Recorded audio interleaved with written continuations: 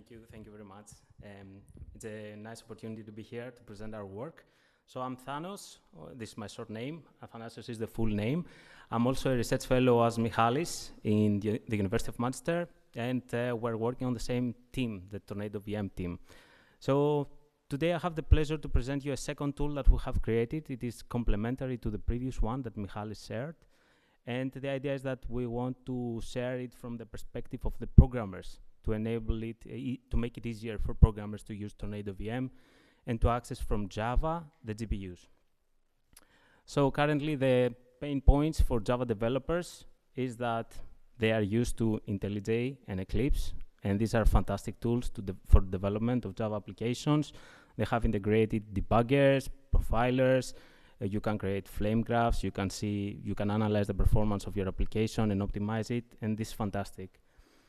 But when we're talking about GPUs for Java developers, this is quite tricky.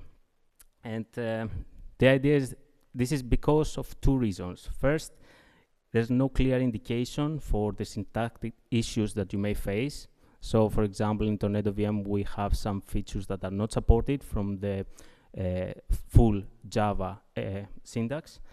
For example, we have some unsupported data types, some POJOs that they're not detected at JIT compile time, so these are not supported. And yes, we have detailed them in the documentation, all of these. Also, recursive execution is not valid because in programming models like OpenCL and CUDA, this is not valid.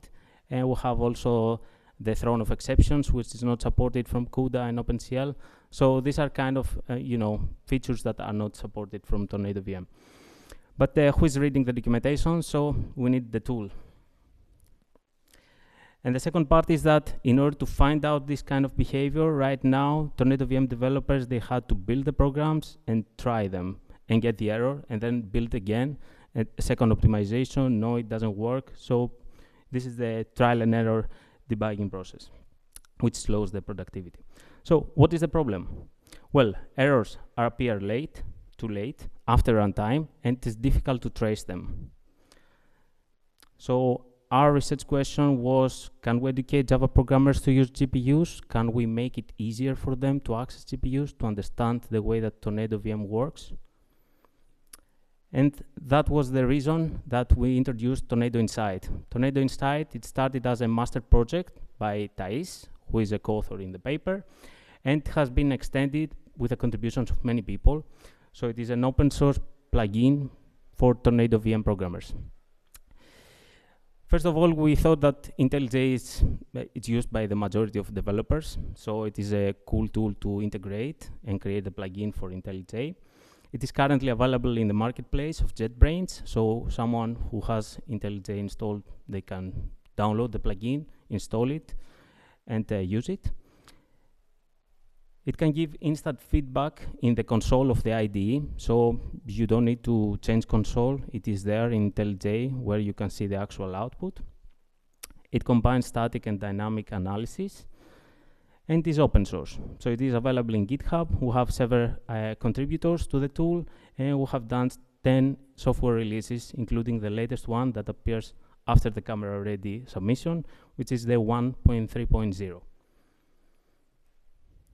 Okay, let's move a little bit into the architecture of the plugin. So this is a diagram, a block diagram of the architecture. It has 4 main components.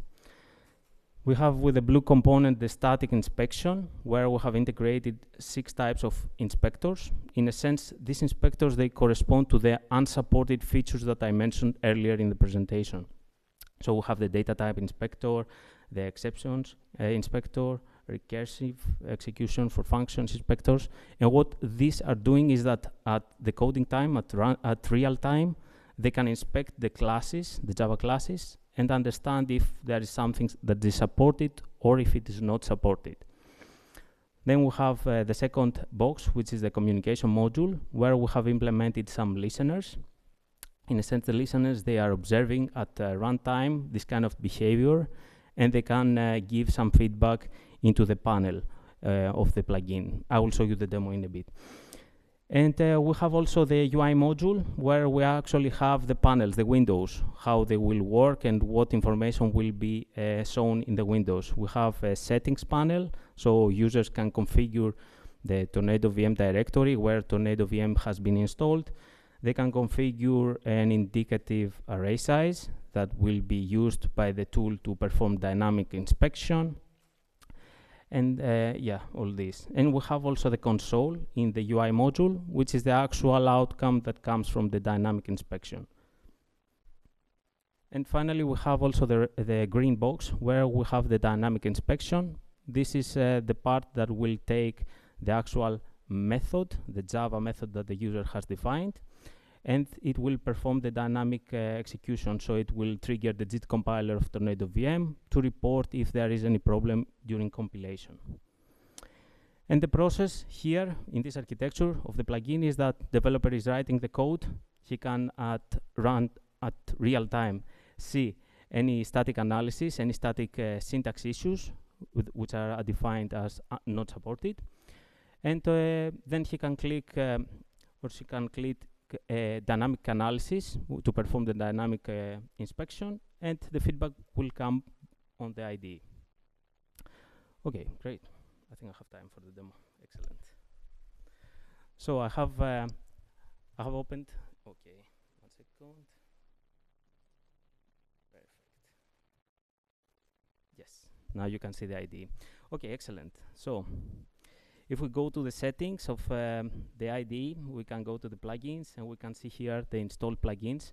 So here I have installed Tornado Inside, which is the latest version. And yeah, this is how you can actually install it from the JetBrains marketplace. Then once you have installed it, you will see here this icon. This corresponds to the Tornado Inside site. There we have part of the UI. Here we detect the actual detected tasks which are valid and are supported by the tool and the listener. And we have also a second part, which is the console that I will show you in a bit. But first, let's try to add the settings. So as you see here, we have the Tornado root directory where we specify where we have cloned and built TornadoVM. Then we can define an SDK. So in this case, I will use the GraalVM Community Edition. Then Michalis kind of spoiled it. We have already integrated Tornado Visualizer, so users can enable or disable the tool and launch it from inside the plugin. And then they have to add to declare a size for the maximum array size. So this is in a sense the number of parallel threads that they want to launch on the GPUs. In this case, we will run matrix multiplication, for example, and we are going to use the 512 array size. And if they are using the Tensor API of TornadoVM, they can also declare the size of the dimensions for the shape. And we have also some options for debugging, which is useful for the TornadoVM developers, the Tornado Inside actually developers. So if we click apply and OK, we see here we have a matrix multiplication implementation.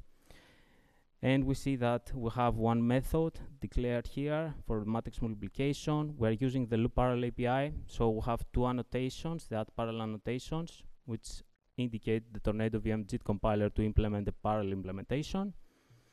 I'm not going to go through the full class because we don't have much time. But in a sense, if we refresh here, we see that this task has been identified.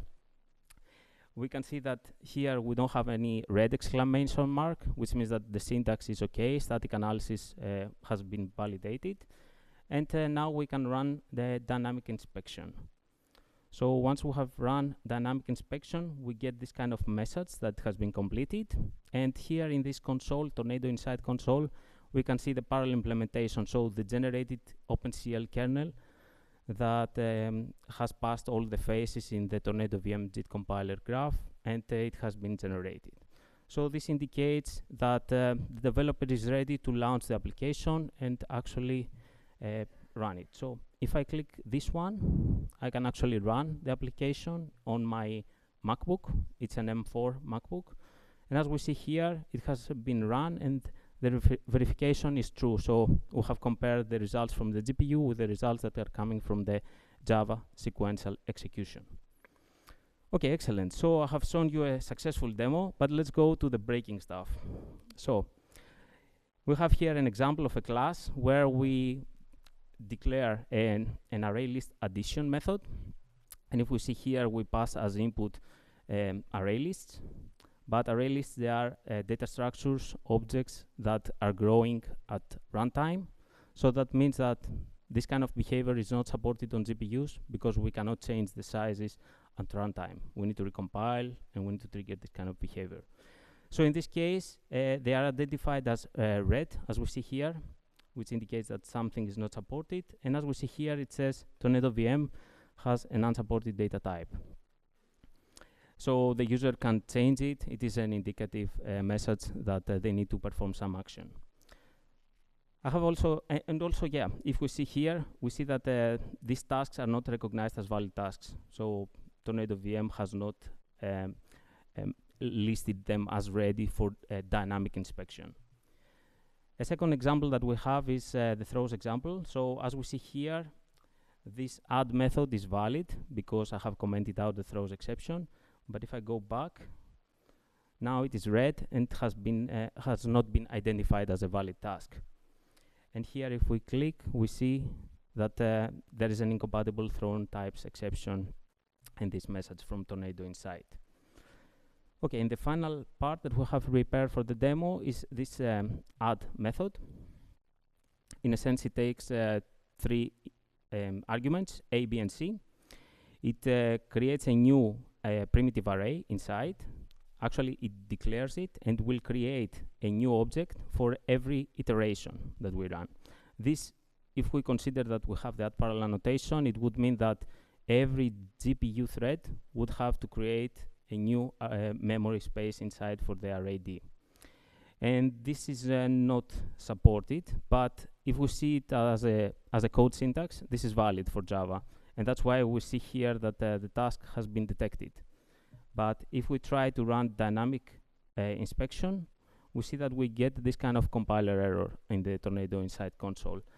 And we see here that this behavior has not been implemented, and a message that says dynamically sized arrays, the declarations of these arrays is not supported. So yeah, this is the demo that we have prepared. Let's go back to the slides.